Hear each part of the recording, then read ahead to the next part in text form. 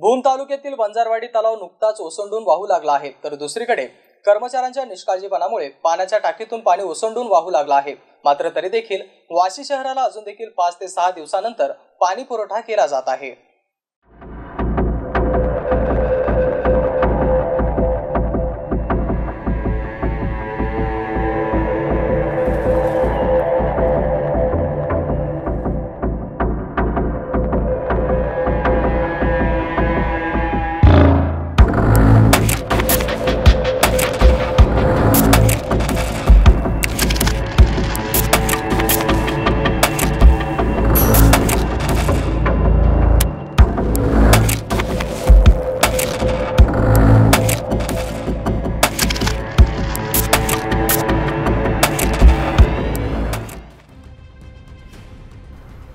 वंजारवाडी येथील तलावामधून भूम शहर, वाशी आणि इतर 5 गावांना पाणी पुरवठा होत असून मागील वर्षी नागरिकांना पाणी टंचाईला सामोरं जावं लागलं होतं। यंदा पाऊस चांगला असल्यामुळे वंजारवाडी तलाव ओसंडून वाहू लागला आहे, तर दुसरीकडे वाशी शहरातील पाण्याच्या टाकीमधून पाणी ओसंडून वाहू लागले आहे।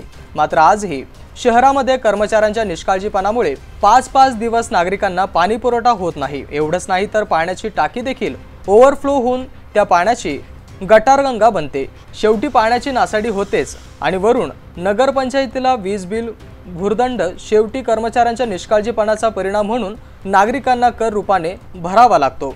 याकडे कोणाचेच लक्ष नसल्याने मुख्य अधिकारी वाऱ्यावरती आणि कर्मचारी नागरिकांच्या जीवावर अशी अवस्था निर्माण झाली आहे। शहाजी चेडे, MC न्यूज, धाराशिव।